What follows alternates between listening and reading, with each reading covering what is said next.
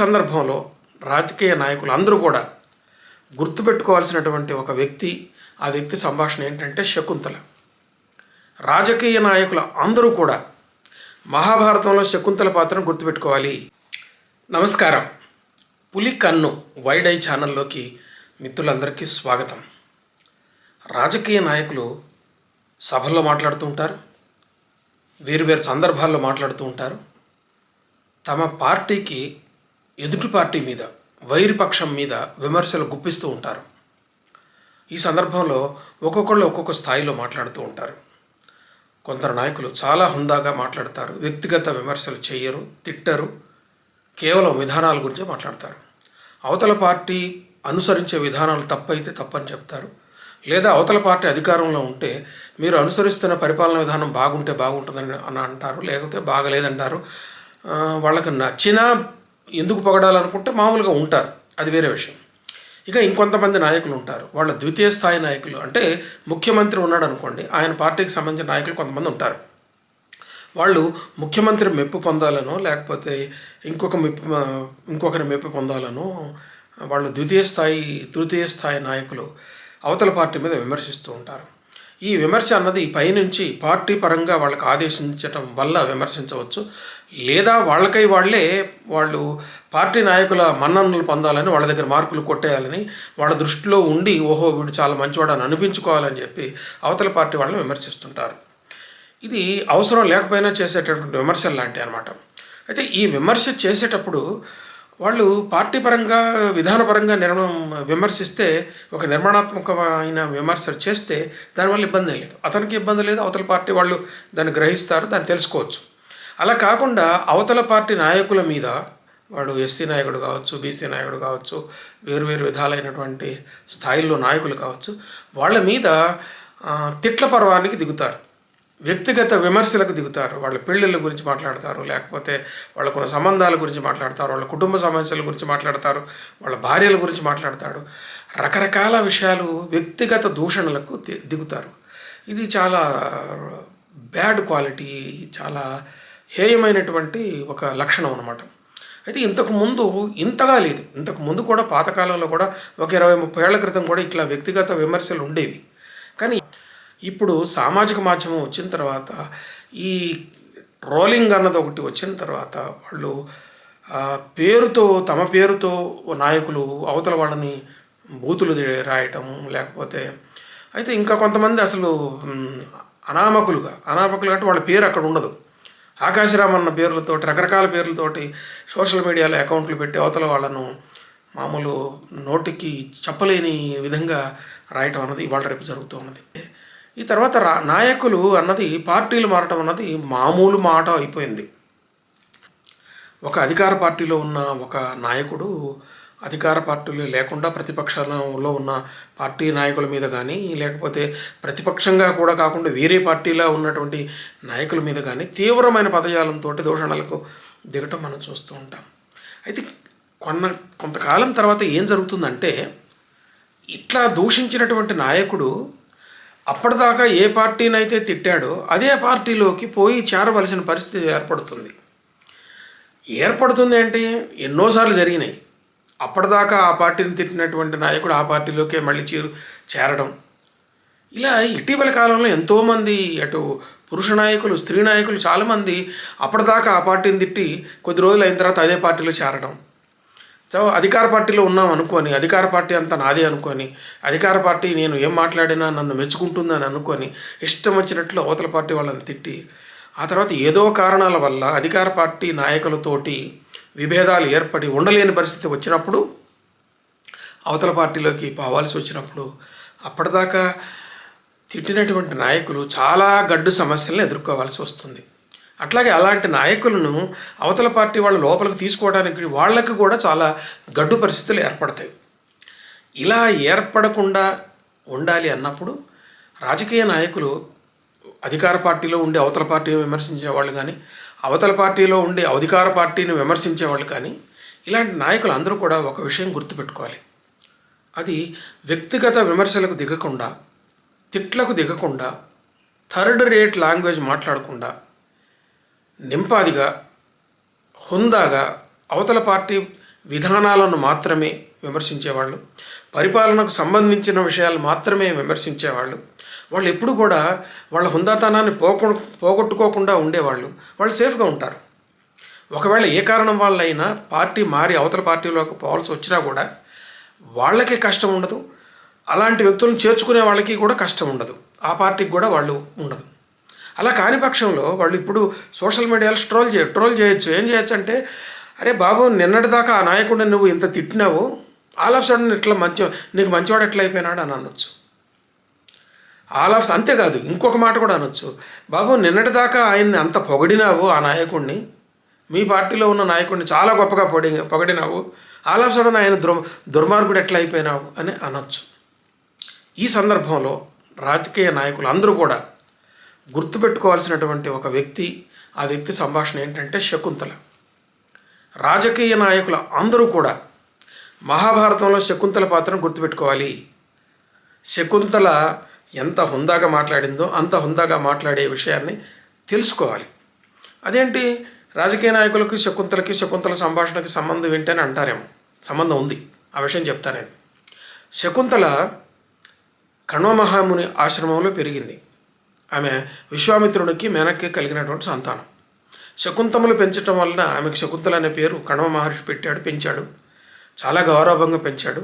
అలా ఆశ్రమంలో ఉన్నప్పుడు దుష్యంతుడు ఆశ్రమానికి ఏరే కారణాల వల్ల మృగయా వినోదంతో రావడము, ఆమెను చూడటము, ఆమెను మోహించడము, అట్లాగే మొట్టమొదట ఆమె అంగీకరించకపోయినా కానీ నేను క్షత్రియుడిని, రాజుని, నువ్వు క్షత్రియ కన్యవి, కాబట్టి మనం గాంధర్వ వివాహం చేసుకోవచ్చు అని చేసుకోవడం, ఆమెతో సుఖించడం, వెళ్ళిపోతూ నేను ఎంతోమంది మార్బలంతో పంపించి నిన్ను తీసుకుపోతానని చెప్పడం, అక్కడ వెళ్ళిపోవడం జరిగింది. ఆ తర్వాత 3 సంవత్సరాలకి ఆమె కొడుకు పుడతాడు. ఆ రోజుల్లో ఆమె చెప్తుంది స్పష్టంగా, నేను 3 సంవత్సరాలు ఇతని గర్భంలో కన్న తర్వాత తీసుకొచ్చాను. ఇతను యువరాజు కాదగిన వయస్సు వచ్చేసరికి అతనికి జాతక కర్మలు కూడా తండ్రి నిర్వహించాలి కాబట్టి తీసుకొని వచ్చాను అని చెప్తుంది. దుష్యంతుడు ఏమంటాడు, నువ్వెవరో నాకు తెలీదు, నేను అసలు ఆశ్రమానికి రాలేదు, ఈ పిల్లవాడు ఎవరో తెలీదు, నువ్వు అన్ని అబద్ధాలు ఆడుతున్నావు, నువ్వు దుర్మార్గురాలివి, నువ్వు ఏదో ఆశించి వచ్చావు అని చెప్పి అంటాడు. అయితే ఈ సంఘటన జరిగేటప్పుడు వాళ్ళిద్దరు మాత్రమే లేరు, నిండు సభ జరుగుతుంది. మంత్రులు ఉన్నారు, పురోహితులు ఉన్నారు, చాలామంది సామంతరాజులు ఉన్నారు, చాలామంది ఉన్నారు. వాళ్ళందరి ముందు ఈ సంభాషణ జరిగింది. భర్త అంటే దుష్యంతుడు ఆమెను చాలా దూషిస్తాడు, పాతకి అని కూడా అంటాడు. కానీ శకుంతల ఆయనను తిట్టలేదు, నువ్వు దుర్మార్గుడివి, నీచుడివి అని ఇట్లా రకరకాల తిట్లు ఆమె తిట్టుండొచ్చు, ఆక్రోశం వెళ్ళగక్కి వెళ్ళిపోవచ్చు. కానీ అక్కడ శకుంతల చాలా నింపాదిగా, చాలా హుందాగా మాట్లాడుతుంది. ఈ పాత్రని అటు వ్యాస మహాభారతంలోనూ తెలుగులో ఉన్న మహాభారతంలో నన్నయ్య గారు కూడా చాలా హుందాగా తీర్చిదిద్దాడు. అసలు శకుంతలోపాఖ్యానం చాలా ఇంపార్టెంట్ అయిపోయింది ఇప్పుడు తెలుగు మహాభారతంలో.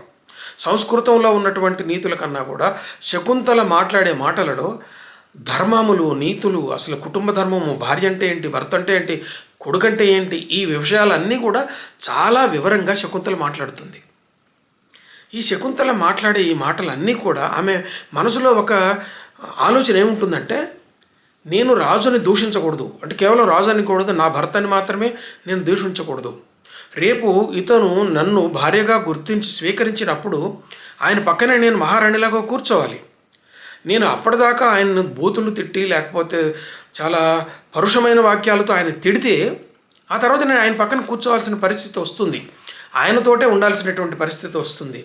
కాబట్టి నేను అనుచితమైనటువంటి మాటలు మాట్లాడకూడదు అని మనసులో ఒక నిర్ణయం తీసుకొని దాని ప్రకారమే శకుంతల చాలా హుందాగా దుష్యంతుడితో మాట్లాడింది.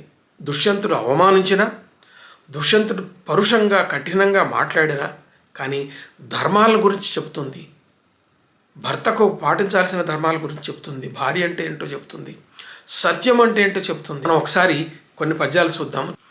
సతియును గుణవతియు ప్రజావతియు అనువ్రతయునైన వనిత నవజ్ఞాన్విత దృష్టి చూచు అతి దుర్మతికి ఇహము పరము కలదే అని దుష్యంతుడు అన్నట్టు అంటలా. మామూలుగా భార్య, ఎంత మంచి భార్యను అవజ్ఞతతో చూసేటటువంటి వాళ్లకు ఇహము పరము ఉండవని చెప్తుంది. నీ పుణ్యతనువు వలనన ఈ పుత్రకుడుద్భవిల్లి ఎంతయు నొప్పును దీపంపు వలన నుండొక దీపము ప్రభవించినట్లు తేజం బెసగన్ అంటది. ఇక్కడ నీ పుణ్యతనువు వలన అంటుంది. నువ్వు పుణ్యాత్ముడివి, నీ పుణ్యతనువు వలన ఈ కుమారుడు కలిగాడని చెప్తుంది శకుంతల. విపరీత ప్రతిభాషలేమిటికి నుర్వీనాద, ఈ పుత్రగాత్ర పరిష్వంగ సుఖము సేకొనుము, ముక్తాహార కర్పూర సాంద్ర పరాగ ప్రసరంబు చందనము చంద్రజ్యోత్నయం, పుత్రగాత్ర పరిష్వంగమునట్లు జీవులకు హృదయంబే కడున్ శీతమే. పుత్రగాత్ర పరిష్వంగ సుఖము ఎంత గొప్పదో చెప్పి, ఈ పుత్రుడు నీ కొడుకు, ఇతనిని కౌగిలించుకో, నీ పుత్రగాత్ర పరిష్వంగ సుఖము నీకు తెలుస్తుంది, దాన్ని బట్టి గుర్తుపడతావు అని చెప్తుంది. అది ఈ సత్యము ఎంత గొప్పదో చెప్తుంది. నేను సత్యం మాట్లాడుతున్నాను, మన ఇద్దరి మధ్యలో జరిగిన వివాహం సత్యము. సత్యం ఎంత గొప్పదో చెప్తుంది చూడండి. నుతజల పూరితంబులగు నూతులు నూరిటి కంటే సూనృతవతమొక బావి మేలు. నుతజలపూరితములైన నూతులు నూరు తవ్వించిన దానికన్నా కూడా, 100 నూతులు తవ్వించిన దానికన్నా కూడా సూనృతవతము అంటే సత్యమే పలుకుతాను అని చెప్పేటటువంటి ఒక వ్రతము అయినటువంటి బావి మేలు. అట్లాంటి బావులు నూరిటి కంటే ఒక్క సత్క్రతువు అది మేలు. ఒక మంచి యజ్ఞం చేస్తే అది మేలు. అలాంటి క్రతు శతంబున కంటే స్తుడు మేలు. అలాంటి క్రతువులు 1000, 100 చేసిన దానికంటే ఒక మంచి కొడుకు మేలు. తత్ సుత శతంబు కంటే ఒక సూనృత వాక్యము మేలు. అలాంటి కొడుకులను 100 మందిని పొందే కన్నా కూడా ఒక సత్యం చెప్పడం మంచిది అని చెప్తుంది. అలా శకుంతల దుష్యంతుని ఎంతగా దూషించడానికైనా అవకాశం ఉన్నా కూడా, ఏ మాటలతోనైనా కానీ అతన్ని నిందించి నువ్వు దుర్మార్గుడివి వగైరా చెప్పి ఆయనను నిండు సభలో ఆయన పరువు తీయడానికి అవకాశం ఉన్నా కూడా పని చేయలేదు. ఎందుకంటే అతను తన భర్త, ఆ హుందాతనాన్ని మర్చిపోలేదు. కాబట్టి ఆమె అలా చెప్పి వెనక్కి వెళ్ళిపోతుంటే అప్పుడు అశరీరవాణి దైవవాణి వచ్చి, దుష్యంత, ఈమె నీ భార్య, అతను నీ కొడుకు, కాబట్టి స్వీకరించు, ఇది సత్యం, ముమ్మాటికి సత్యం అని చెప్పి అశరీరవాణి చెబుతుంది. అప్పుడు దుష్యంతుడు ఏమంటాడంటే, ఈ శకుంతల నా భార్య అని నాకు తెలుసు, నాకు గుర్తున్నది, నేను మర్చిపోలేదు. ఇతను నా కొడుకు అని కూడా నాకు తెలుసు, నేను గుర్తుపట్టాను. ఈమెని కణ్వ మహాముని ఆశ్రమంలో నేను పెళ్లి చేసుకున్నాను, కానీ నేను పెళ్లి చేసుకున్న సంగతి ప్రపంచానికి తెలియదు. నేను అలా తెలియకుండా ఆమెను భార్యగా స్వీకరించి అతని కొడుకుగా స్వీకరిస్తే ఈ లోకం నన్ను వేలెత్తి చూపుతుంది, ఎవరినో తీసుకొచ్చి పెళ్లి చేసుకున్నాడు అని అంటుంది. కానీ ఇప్పుడు ఈ ప్రపంచం అంతా తెలిసేటట్టుగా దివ్య శరీరవాణి చెప్పింది, కాబట్టి నేను స్వీకరిస్తున్నానని చెప్తాడు. ఆమెను స్వీకరిస్తాడు, కొడుకుగా స్వీకరిస్తాడు, అందరు ఎదురుగా సంతోషంగా స్వీకరించి తన తల్లి దగ్గరికి తీసిపోయి చూపిస్తాడు. ఆయనకు యువరాజ పట్టాభిషేకం చేస్తాడు. ఇదంతా ఎలా జరిగింది? శకుంతల హుందాతనాన్ని పాటించడం వల్ల జరిగింది. కాబట్టి అవతల వాళ్ళ మీద ఎంత కోపం ఉన్నా, అవతల వాళ్ళ మీద ఎంత తప్పు జరిగిందని తెలుసుకున్నా కానీ ఈ హుందాతనాన్ని మెయింటైన్ చేసి మాట్లాడే రాజకీయ నాయకులకు శకుంతలకు లాగానే అవతల వాళ్ళు స్వీకరించడానికి అవకాశం ఉంటుంది. అదే శకుంతల ఇష్టం వచ్చినట్టు దూషించి చేసి వెళ్ళిపోయినట్టయితే అదే రాజు పక్కన తర్వాత తను కూర్చోవాల్సి వచ్చేది. అదే తన భర్తని నీచుడుగా 10 మంది దగ్గర చూపిస్తే తన భర్త విలువ తానే తగ్గించినట్లు అవుతుంది. శకుంతల ఆ పని చేయలేదు. ఈ రోజున ఉన్న రాజకీయ నాయకులు, వేరు పార్టీల్లో ఉన్నటువంటి రాజకీయ నాయకులు తెలుసుకోవాల్సింది ఇదే విషయం.